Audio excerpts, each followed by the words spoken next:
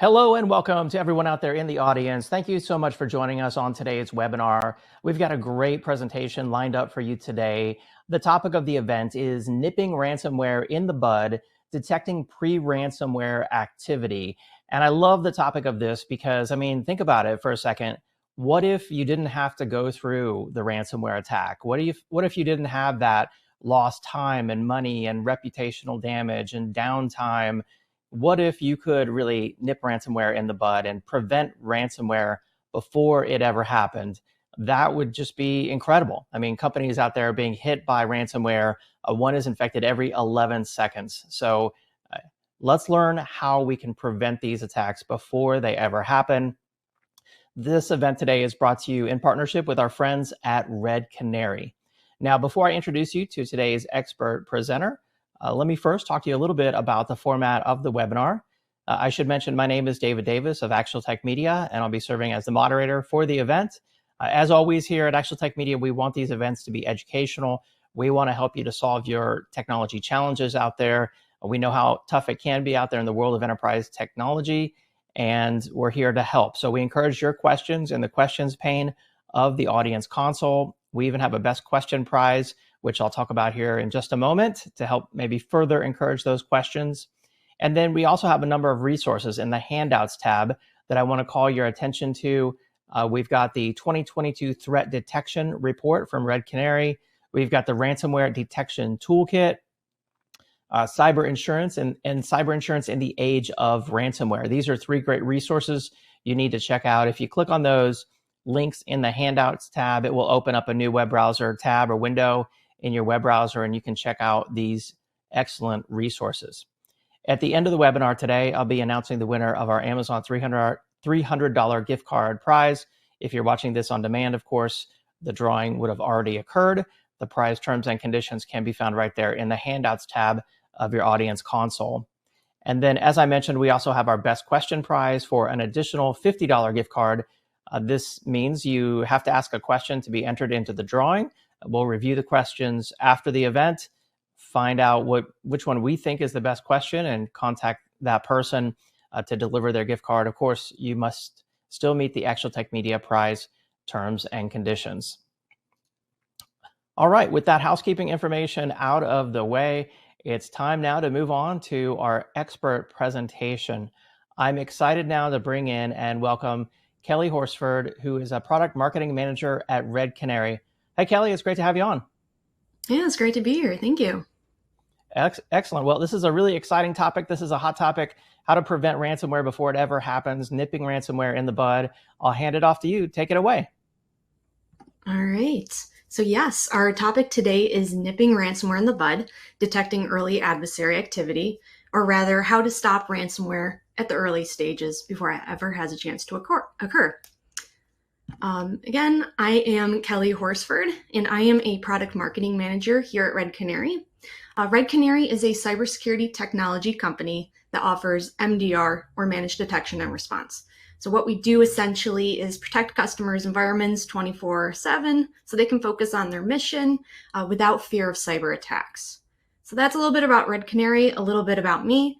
I started my career as a copywriter before going on to manage content operations on the product side at a tech company in the automotive space. I actually joined Red Canary earlier this year. And though I'm technically a product marketing manager, I like to think of myself more as a product storyteller, basically someone who can share information through stories in an attempt to make topics like cybersecurity relatable to a broader audience. This is how I'm learning about cybersecurity, so this is how I want to teach others about it as well. And then just a fun fact about me, I am a multi-instrumentalist, mainly guitar, which you can probably see over, what's this, my left shoulder. I also play piano and trumpet, and I initially went to school for music before switching my major to English and creative writing. So with that, let's dive right in and get to the point of this webinar. So what we really want to drive home today is that ransomware is unique. It's unique because it's not designed to go undetected, right? A lot of techniques adversaries use are designed for stealth. They want to get in, they want to get out without anybody noticing. But ransomware is basically the complete opposite. The payload gets executed, a ransom note is left, and now you have a machine that is locked and inaccessible. But though ransomware is designed to be 100% visible to the victim, everything that happens before that payload gets delivered falls into that stealth category, right? So the main point that we're going to be driving home is this. Ransomware is typically a payload delivered by an earlier stage malware. Okay, if you can detect the threats that deliver the ransomware, you can stop the ransomware before it ever arrives. So going back to the title of this webinar, let's talk about this metaphor about nipping ransomware in the bud. And contrary to what a lot of people believe, this idiom actually is nothing to do with anatomy, okay? It's actually a really good metaphor for what we're going to be talking about. So think of ransomware as like an ominous flower, right? It's like a Venus flytrap, the carnivorous plant that eats like flies and ants and spiders and other bugs, right? In this case, you don't want that Venus flytrap to flower. So what do? Well, you remove the bud as soon as you see it to prevent it from flowering. In much the same way, you want to get a handle on the pre-ransomware activity or the bud when it's a minor problem. And this is going to help avert a real crisis, that being that actual ransomware payload or the flower. So right off the bat, I'm going to let you in on a little secret as well. The last thing we detect at Red Canary is the ransomware. Okay, ransomware is just a trend, right? It's a breaking news story. And this particular trend is made up of threats. And some of you may know these, like Cobalt Strike and Qbot and other Trojans. These threats are made up of techniques. And if you can get really good at detecting techniques, then you can stop ransomware before it happens, before it really has a chance to flower and sink its jaws into anything. You just need to know where to look. So to kick off our agenda, we're going to be diving into our threat detection report and our findings at a high level. And I'll go into the background of this later, but it is in the handouts and you can download it today. And we'll also have a link at the end. Then we're going to talk about the trends that we are focused on today. In particular, ransomware and the precursors that are leading to a ransomware detection. Okay, this is all the things that deliver ransomware. Then we're going to talk about how you can detect ransomware using telemetry. And finally, we're going to discuss a bit about managed detection and response, or MDR, and how you can beef up your defenses. So to get us started, let's talk about the 2022 Threat Detection Report. As I mentioned, everything we're talking about today is in this threat detection report, and here's what you need to know about it. Every year, we gather thousands of threats impacting Red Canary customers, helping to give the security community at large an insight into threats, adversary techniques, and how the landscape is changing. It's a free report. You can download it anytime. It exists to help you, right? So we'll get into a little more specifics on it, how it's compiled, how it's set up, but just so you all are aware, the main reason we're using it today to talk about ransomware is because this is one of the major trends that we're seeing and that we have seen. Ransomware is very relevant and it's not going away anytime soon. In fact, it's just more likely to just continue being more prevalent. So if you can understand how to read the report, especially when we go deeper into specific threats and techniques, you'll know how to navigate it on your own so you can build up your own defenses. So with that said, let's look at how we gathered the data to create this report. Okay, so on an average day, we collect about 1 petabyte of telemetry, which then is parsed into our engine and analyzed against detection analytics. We have about 3,000 to 4,000 detection analytics. So what we're doing is we're going in and we're looking for a telemetry pattern that is indicative of ill will, right? Once there's a match, it becomes an investigative lead. Investigative leads are analyzed by our AI first, and then everyone is also analyzed by a human detection engineer. Now, these 33,000 confirmed threats have 2 metadata-related concepts associated with them, right? Number 1 is going to be actual named threats, and number 2 is the MITRE attack techniques associated with confirmed threats. Sidebar, if anybody isn't aware of what MITRE attack is, just to explain why do we even map to it. Well, MITRE attack is a framework that transforms this nebulous, unbounded threat landscape into a definite list of tactics and techniques, right? It's a classification system of threats. Why do we do this? Well, it helps us classify threats consistently. It helps us communicate about threats effectively, and it helps organize detection coverage coherently. Like the threat detection report, attack is open and available to any person or organization for use at no charge. So another great thing about it is you can go in and get your information anytime you want. You don't have to pay for it. All right, sidebar done. So after we take these 33,000 confirmed threats, we get two lists. We have a list of the most prevalent techniques, and we have a list of the most prevalent threats. And from that, we get the threat detection report. Okay, so the report is organized into three sections. The first one is trends. We break these down into vulnerabilities, common web shells, and ransomware. Threats is going to comprise our named threats. So when confirmed detections are mapped to specific threats, our intel team will review the confirmed threat detections that we ship out to customers. And when they can, they map to a specific threat. So at the end of the year, we count up the threats and we create this list and analyze the ones that we think are the most interesting. And if you guessed, we're talking about the 2022 threat detection report today. We're going to be coming out with 2023 in the coming months. So this is something that we do on a yearly basis. And then finally, we're going to talk about techniques, right? Same idea as threats. At the end of the year, we rank and we stack all of the techniques. We come up with a list.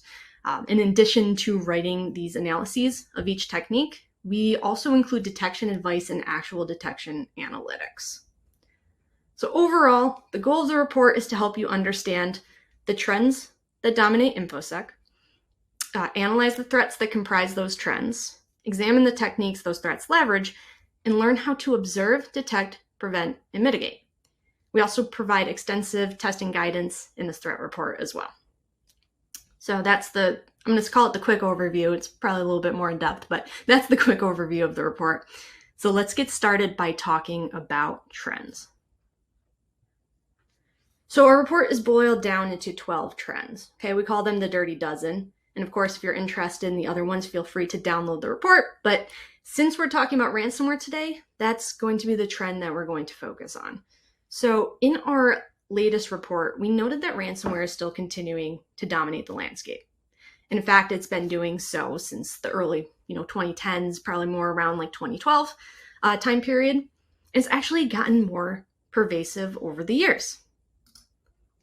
So pointing back to the title of this webinar and the whole point of this webinar, we need to point out that ransomware doesn't start here.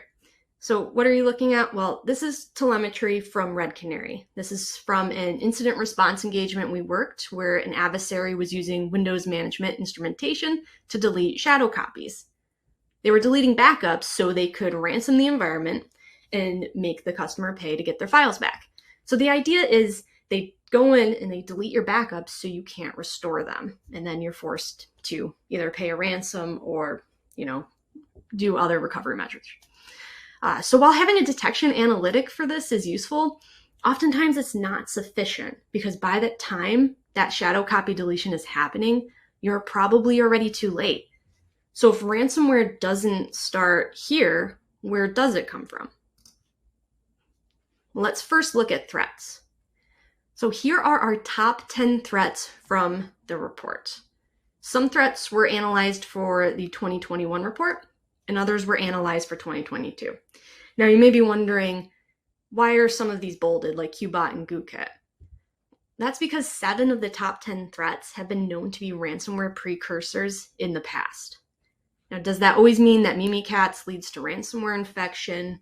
No, 100% not the case, but in the past, adversaries have used Mimikatz and Cobalt Strike, Qbot and Packets, Ghoulish, GooKit, and Bloodhound in the service of a ransomware infection. So before I move on, I also think it's important to note, these adversaries haven't changed much year over year, which, should come as a sigh of relief to everybody. Why? Well, most of these threats are available for analysis. You can get a copy today, you can run it in an environment, and you can test it and then test it again. It's not like they're using a ton of new threats. They're using these tried and true methods, which should, in theory, make it easier to create detections.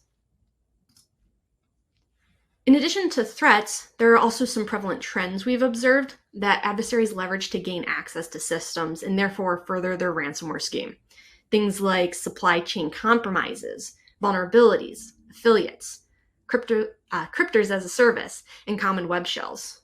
Also not listed here, there's things like user-initiated initial access, which is when a user seeks out content that is malicious, but they don't know it is.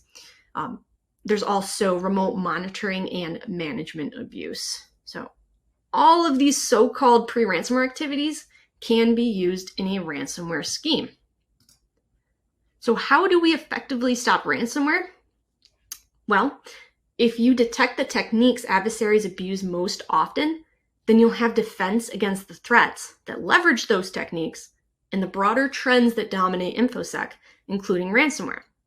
That's why when developing detection coverage, we want to focus on techniques more than threats, and especially more than the actual ransomware payload. All right, so let's jump into techniques now.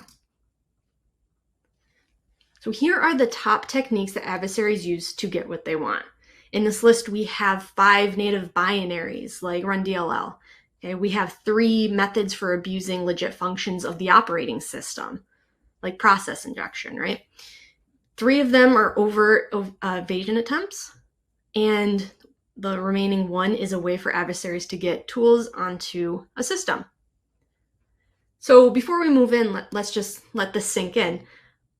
100% of the top attack techniques in the threat detection report and that you're seeing right here, these have all been used during an attempted ransomware infection. So let's look at a rudimentary example of how a ransomware attack might go. Okay, so for a trend like ransomware, the threats that deliver the ransomware could be a Trojan like Bazaar, or might also include a command and control tool like Cobalt Strike, right? These 2 are not always mutually exclusive, but just know that there's often multiple threats involved in the lead up to a ransomware infection. What's important is that these threats leverage a lot of the same techniques. In this example, the adversary used a spear phishing attachment. Okay, that's how they got on the network. They used a PowerShell to run their beacons, or maybe they executed encoded commands. And they might use run-DLL32 as a way of bypassing application controls. But basically, your takeaway should be that a lot of techniques are shared in a lot of different threats. So next, we're going to look at a possible timeline of a ransomware attack. So this illustration shows all of the different points that can take place in an attack. We have a Bazaar executing. We have some recon commands. Then it's executing Cobalt Strike. But luckily, whoever was handling this case intercepted the threat, right?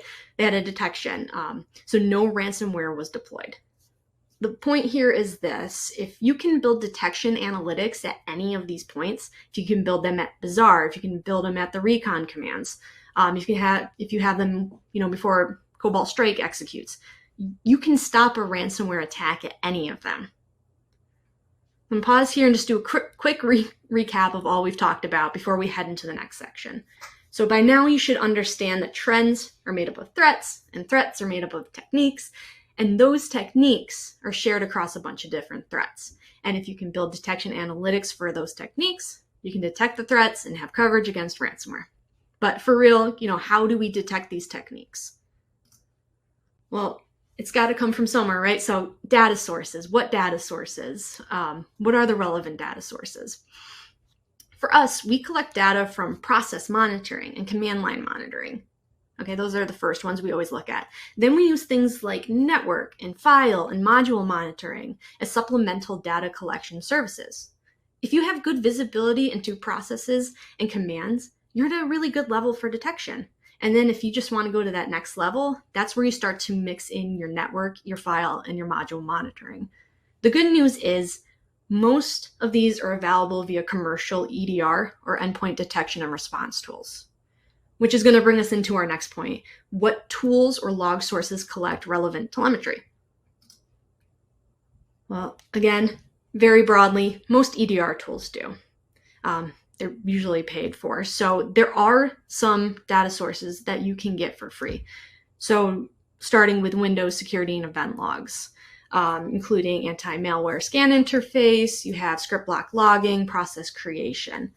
You can also get some of this data for free using sysmon event IDs. right? And some of the main ones are included here, including process creation, file create, network connection, image load, and so on. There's a bunch of them. But just note that Sysmon can get noisy, so you do have to be clever about tuning it if you want to use it at scale. All right, so now you know where to get telemetry from, and you know that in order to stop ransomware, you need to develop detection coverage for techniques. But let's face it, you could follow all the advice in the threat detection report and implement it, but how do you know you've configured things correctly? Enter Atomic Red Team. This is our library of simple tests that really any security team can execute to test their defensive security controls or their detection analytics. The tests are focused. They have as few dependencies as possible. And we have a variety of different execution frameworks. Take Python, for example. Best of all, this is open source. It's free to use, and you can start testing the minute this webinar is over. But for those looking to add another layer of defense against ransomware, I'm just going to briefly touch on what we do, and that's Managed Detection and Response, or MDR. So in the world of security, there's a lot of data coming in from a lot of different sources. So what MDR tools do, first and foremost, is ingest all of this alert data from network, from cloud, SaaS applications, emails, endpoints. Okay, that means there's a lot to make sense of to uncover threats. Some of the ways this has been done traditionally is through endpoint detection and response or security information and event management, that's SIM, technologies. Right? EDR technologies have been used to monitor endpoints such as workstations, laptops, cell phones. They're going to monitor those for suspicious behavior. SIM technologies, on the other hand, have historically been used to collect, analyze, and log data from a variety of security tools from across the organization. But like I mentioned, there's a lot more telemetry that's available these days that goes beyond the endpoint. And there's not really an effective way to make use of the overwhelming amount of data that comes in from those EDR and SIM tools if you're just using those tools alone. That's where managed detection and response really shines.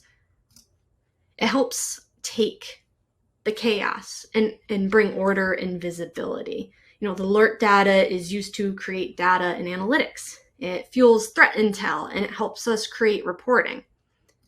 It also comes with like a whole slew of additional benefits, all aimed at helping organizations detect, mitigate, and remediate security threats. Examples include 24/7 monitoring, incident detection and investigation, threat hunting, and even incident response. MDR also helps solve the big problem when it comes to threat detection. And what is that problem? It's noise. You need to know when bad things happen quickly, but security tools can be very noisy, right? They're always putting out alerts, and it can be hard to parse through all of those alerts that you get in a day. A good MDR provider is going to tell you which of those alerts you've been getting really need your attention. And a great MDR will even find threats that would otherwise have gone completely unnoticed.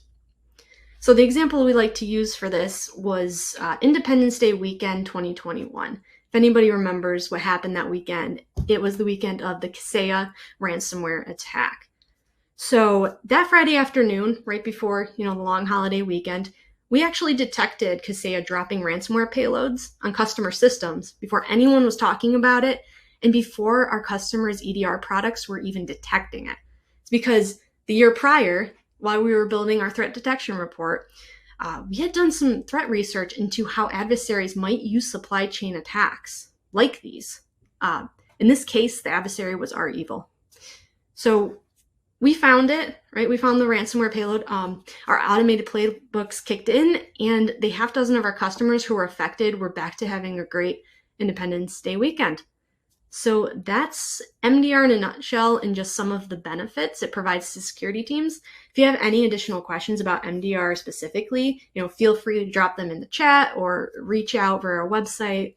Find me on LinkedIn. We're so happy to talk about it. All right, so what are the key takeaways from this webinar? Well, if you take anything from this presentation, it's this. The key to stopping ransomware is to catch the early adversary activities before the adversary can complete their mission, or before they can deliver that ransomware payload. So what should you do next? Well, start by reading the report, understand the trends, know the threats, and learn about the techniques leveraged by those threats. Then you can work on creating your own detections and testing those detections using open source tools like Atomic Red Team. And I know we have the hands out link, but this is also the direct link to the 2022 threat detection report in case you are interested in reading it. And with that, I'm going to kick it back over to David. Great presentation. I really enjoyed that. Thank you so much, Kelly. I mean, this is so cool, I think, because we hear a lot about recovering from ransomware, how to recover, what if the backups get infected, all these recovery scenarios, but we don't hear very much about how to prevent the ransomware before it ever happens. And that seems like, kind of the diamond that everyone would love to discover. So let's kick it off with some questions here. While we take questions from the audience, I'm just going to bring up this poll for everyone out there. We do want to get your feedback. The team at Red Canary wants to know, how would you like to learn more? Would you like some additional technical information, pricing details? Would you like a personal demo so you can see this solution in action for yourself and get all your questions answered? Maybe you'd like to try it, in a proof of concept. We do want to get your feedback on this, so we'll leave this up during the Q&A session here. So lots of great questions have come in already. If you have a question, now's the time to get it in. First one here, they're asking, does this sort of monitoring that you're talking about, Kelly, have any sort of interference on day-to-day work or performance, or resource? Is it resource intensive? What's the impact on the environment to implementing this? Yeah, I would say most monitoring is going to be more resource intensive because you're going to have extra data to be looking at and searching and combing for, which is, one of the issues that cybersecurity faces today. We have so much data coming in, and we need that data to understand what's happening in the environment, but there's just so much of it. So that's really where other tools can come in and help you sort through all of these monitoring, these logs, and this telemetry. Excellent. Yeah, thanks for clearing that up. Jeffrey's wanting to know, is this product applicable to smaller companies? Could this help smaller companies, or is this only for the large enterprises?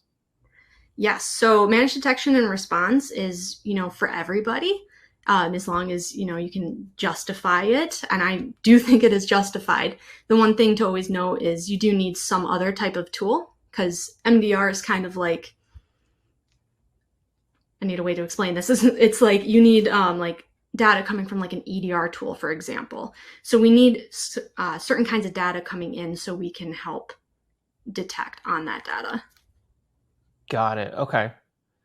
Let's see. Here's an interesting one from Andrea. She wants to know, how long is the average time from the original attack to detection with and without a service like Red Canary? Does that make sense? Yes, it does. Yeah, that's a very good question. And Okay. so I've talked to a lot of customers, and it really varies. But for instance, I was talking to a customer recently who had a ransomware attack, and it took them, I think it was over a week, to figure out that this had actually happened. And then, of course, their machine was ransomed. They had to bring in a consultant to help them recover all of this. And then they came to Red Canary. So yeah, it can be, some companies, it might take months. It really depends on the maturity of your security program and your current security posture. Yeah, absolutely. I think I saw one survey that said the average attacker is in an environment for 180 days before they actually attack. So it's crazy. Another question, does Red Canary, let's see, does Red Canary work in conjunction with other MDRs, SIEM and security platforms? SIEM and security platform solutions? Not MDR in particular, because it would Okay. just be like having two MDRs, but we do Right. partner with a lot of EDR companies, network, SaaS. We have a whole integrations list that we can also send after this if that would be helpful. Excellent. Yeah. Lots of great questions here coming in. I'm going to go to this one, and they're asking, in your opinion, why is ransomware such a huge trend? What makes it just explode, around the world today?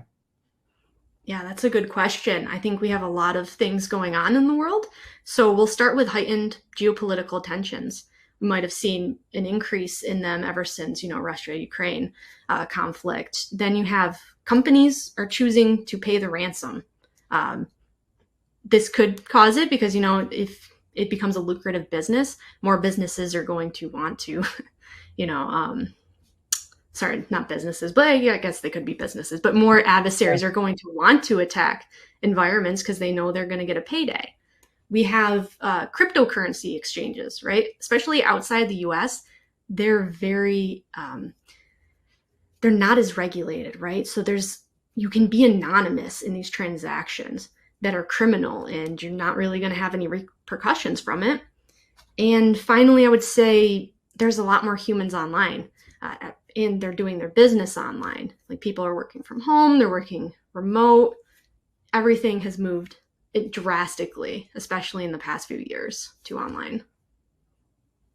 Yeah, and none of those things are stopping. I mean, they're just increasing more and more online, more cryptocurrency, more electronic transactions. It doesn't stop. So, and more companies, I mean, unfortunately, paying the ransom because they feel like they have to. So it sounds like Red Canary could prevent that whole cycle right there from getting started. Here's a good one. Are there any additional ways to help reduce the impact of a ransomware attack? I mean, does that just go back to preventing the attack before it happens, or do you have anything to add to that? Yeah, precisely. One thing I think is important to look at is how can we improve cyber hygiene? There's so many things you can do right now to help without even jumping into like EDR tools, right? So you could have some kind of monitoring service where you're allow listing or blacklisting certain sites from executing, or applications. You're having greater control over your own environment is really important. I think I know a lot of ransomware attacks are caused by human error. Nobody's like opening the door and like, yeah, come on in. It's usually something that happens accidental. So what kind of cyber awareness training can we do to, improve the awareness of the people at your company? Applying security updates, super important. Patches out there. That's why they put them out there. They put out there so you can patch your own systems. Other things like multi-factor authentication, good password habits and stuff like that. So, I would look up cyber hygiene because there's so many tips that you can do today. Yeah, great advice. Great advice. This is an interesting one. I'm sure Donnie out there in the audience probably feels overwhelmed, as an IT professional or technologist, just looking at such a wide breadth of different security solutions that, should be considered to try to prevent ransomware or to recover from ransomware or whatever it might be. What should he be looking for when it comes to choosing a solution? And is there a single solution, or is it always going to be like a whole ecosystem of solutions? That's a good question. So as it stands today, I like that idea of an ecosystem. There's not one solution out there today that's going to protect everything. I think back in the early 2000s, there wasn't a lot of people online. You could get away with just like network protection, your antivirus software. But as these adversaries become more sophisticated, our tools have to become more sophisticated, and which is why a lot of these security tools that have come out, they're very highly specialized, but they're that way for a reason because they're really good at detecting what they can detect. It really comes down to what are you most worried about, right? Think about like what keeps you up at night. Is it somebody coming into your endpoints? And then just using analyst reports, like Forrester is a good one, just to see which provider excels at what. It's hard. It's a hard question to answer, but there's a lot of information out there, and there's a lot of different companies. I'm a person who always is going to rely on reviews for anything I purchase. So I think going out there, doing your research that you can, and seeing what people are saying. Yeah, absolutely. I think that's smart. And kind of to that same token, there's a couple questions out here that I'll just summarize as like, what makes Red Canary unique in the landscape of security solutions? Yeah, very good question. So I think it always comes back to our values. One of our biggest values is like being kind and authentic. Anything that we're going to do, anything that we're going to recommend is going to be from a human perspective. It kind of comes down to when you're in the trenches, right? And you have an incident happening. Who do you want to be by your side? And I think that's kind of what makes us unique is our people. It's always going to come back to that, and the level of service that we provide, and the fact that we're here. We want to help as many people as we can. It's why we've made this threat detection report. It's free, right? We want to help as many people as we can. It's why Atomic Red Team, open source. We want you to go in and test your detections and make sure that you have the best defense against these adversaries. I love that. I think that's great. And having a trusted partner, you always want them by your side when something bad happens. You need someone there that you can trust. So I think that's a great place to wrap up today's event. I do want to remind everyone, make sure you answer the poll question there on the screen. We do want to know how best we can serve you and what Red Canary can do to follow up with you, what you're in need of, if you'd like your own personal demo or like to try this out for yourself. Kelly, any final thoughts before we wrap up? No, I just want to say thank you again. I know it's the holiday season. It's either super busy for you or it's super, lax, but I'm so happy that you guys were able to join the webinar today. Absolutely. And thank you again for the great presentation. This is a topic I think that could help so many companies out there to prevent ransomware before it ever happens. Thank you to everyone out there in the audience for all the excellent questions. We do appreciate it. And of course, thank you to our friends at Red Canary for supporting us on the event today. Again, check out the 2022 Threat Detection Report, the Ransomware Detection Toolkit, and Cyber Insurance in the Age of Ransomware. Some great resources out there in the Handouts tab. And then I'll leave the poll question up while I announce the winner of our Amazon $300 gift card. This is going out to... Well, I just had the name on my screen a moment ago. I'll give you another moment to answer the poll question if you haven't done it already. The prize winner is Jesse Pock from California. Congratulations, Jesse Pock from California. We'll reach out to you as well as our best question prize winner. Thanks for all the great questions on the webinar today. Again, don't forget about the Handouts tab for additional information. You want to do whatever you can do to prevent this ransomware before it happens. Thanks to everyone who joined us, and have a great day. See you next time. Bye-bye.